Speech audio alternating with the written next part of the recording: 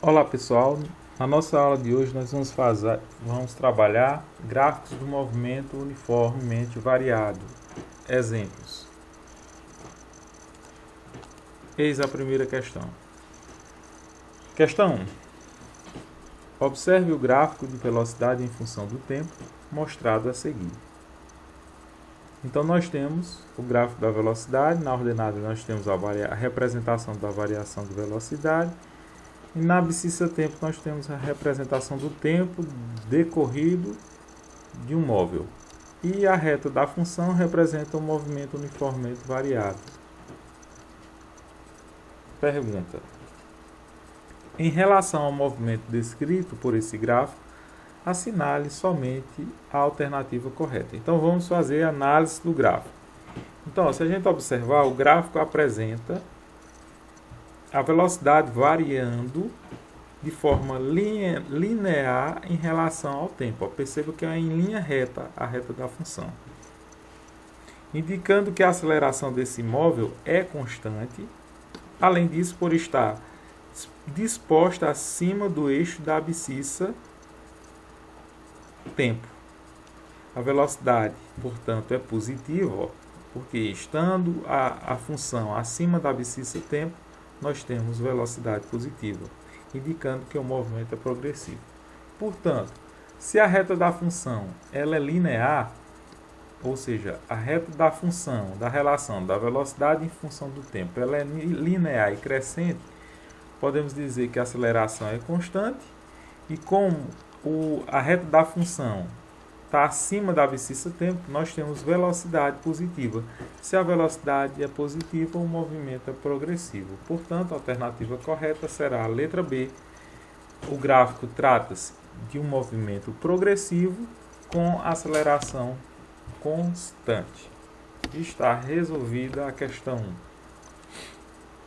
Questão 2. Analise o diagrama de movimento de um móvel mostrado a seguir. Nesse segundo gráfico, nós temos a abscissa, a ordenada representação novamente da velocidade, a abscissa tempo, e nós temos a reta da função decrescente. Então, o que é que podemos dizer sobre ela? O diagrama mostrado na figura apresenta a velocidade sendo reduzida ao passar o tempo. E a reta da função é linear, o que indica a desaceleração presente no movimento é constante. Perceba que a reta da função ela é linear e decrescente. Então nós temos uma aceleração constante e ao mesmo tempo uma desaceleração. Dessa forma podemos identificar com um movimento retardado.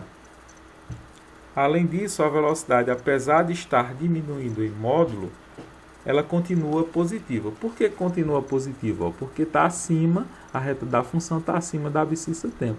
Então, todas as velocidades acima da abscissa tempo é positiva. Se eu fosse colocar valores, aqui teria 1, 2, 3, 4, 5, 6, ou seja, tendendo positivamente. Se estiver abaixo da abscissa tempo, as velocidades seriam negativas. Menos 1, menos 2, menos 3, menos 4 e assim sucessivamente.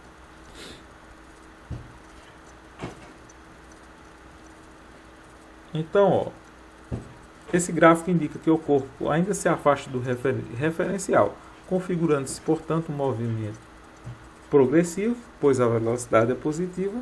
Com isso, dizemos que o movimento é progressivo e retardado. Alternativa correta, letra C. Trata-se de um movimento progressivo. É progressivo, pois a velocidade é positiva. E retardado, porque a reta da função é decrescente, sendo ela decrescente, o movimento e linear, a aceleração é constante e há uma desaceleração, portanto, movimento retardado. Alternativa correta, letra C, movimento progressivo e retardado. Questão 2 está resolvida. Questão 3. Analise o diagrama da posição S em função do tempo t abaixo e assinale a alternativa correta. Então, nós temos o gráfico agora da ordenada apresenta a variação de posição do móvel e a abscissa representa os tempos de movimento desse móvel. E nós temos a reta da função curva. Então, analisando esse gráfico, quando a velocidade móvel é uniformemente variada, dizemos que sua aceleração é constante. Além disso, o seu deslocamento pode ser calculado por meio da função horária da posição do movimento uniformemente variado. Então, nós temos a posição em função do tempo. Analisando essa expressão, então nós temos a função da posição em função do tempo para o movimento uniformemente variado é S igual a S0 mais velocidade inicial vezes o tempo inicial mais aceleração sobre 2 vezes o tempo ao quadrado. Se a gente for fazer uma analogia à matemática, nós temos a chamada função quadrática ou função de segundo grau. Lá na matemática, nós temos que f de x, que pode ser representado aqui na física por S, vai ser o coeficiente a vezes x ao quadrado. Nós temos aqui, equiparando a aceleração vezes o tempo ao quadrado, mais o coeficiente b vezes x, que equipara a velocidade inicial vezes o tempo, mais o coeficiente c. E uma das características da equação da função quadrática do segundo grau é que é possível perceber a dependência temporal do quadrado do tempo, ou seja, bem aqui, o que caracteriza a função do segundo grau é a variável elevada ao expoente 2. E na função da posição para o movimento uniformemente variado, nós temos essa variável que é o tempo elevado ao expoente 2. De forma que o gráfico da posição em função do tempo apresenta uma parábola com concavidade voltada para cima. Então, nós vimos lá na aula, quando a parábola é voltada para cima, a aceleração é positiva. E quando a aceleração do móvel, e quando a concavidade for o contrário, ou seja, ela voltada para baixo, a aceleração será negativa. Então, pela essa análise, podemos determinar a letra B como uma alternativa correta. No movimento descrito pelo gráfico acima, a velocidade é crescente, ou seja, ela é positiva, né?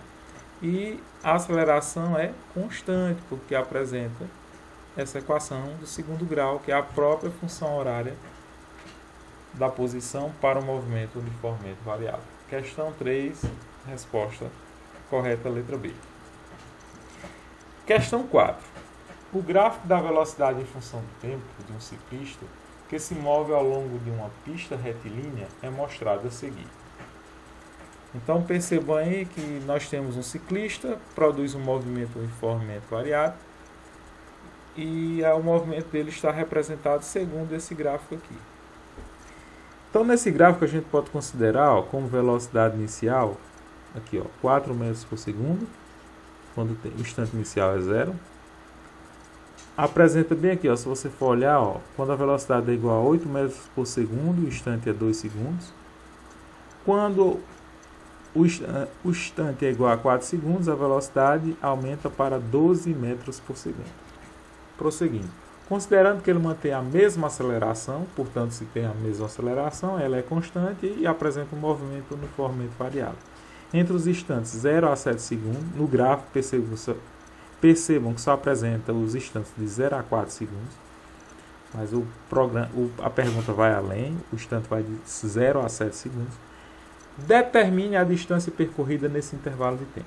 Então ele quer saber a distância que o ciclista irá percorrer nesse intervalo de tempo e expressa sua resposta em metros, ou seja, expressar esse deslocamento em unidades de SI. Lembrando da aula passada que nós vimos que o deslocamento é numericamente igual à área do trapézio. Se a gente for olhar a área do trapézio, a reta da função ela contorna essa área do trapézio. A reta da função com a abscissa.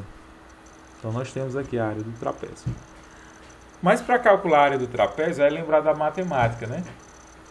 Que a área do trapézio é igual a base maior mais a base menor vezes a altura dividido por 2. Então, a base maior nós não temos, porque ele quer saber no instante 7 segundos. Então, só aqui nesse gráfico só tem até o 4. E aí o problema já vem bem aí. Nós não temos o valor da velocidade no instante 7 segundos, nós temos que descobrir. Nós não temos a aceleração, nós temos que descobrir o valor da aceleração e temos que descobrir o valor da velocidade no instante de 7 segundos. Então, precisamos descobrir essas duas grandezas. Então, organizando os dados, nós temos. Ele nos diz que a aceleração é constante, portanto, o movimento é uniformemente variado. O tempo, ele deu o tempo inicial, o tempo igual a 7 segundos. Quer saber o deslocamento escalar desse ciclista. Nos deu a velocidade inicial, ó, quando a função toca aqui na ordenada, está dando 4 segundos, 4 metros por segundo, portanto essa é a velocidade inicial. Ele nos deu uma dica bem aqui, ó, no instante 4 segundos, a velocidade vale 12 metros por segundo. Já é uma pista para achar a aceleração. Então, recapitulando esses dados.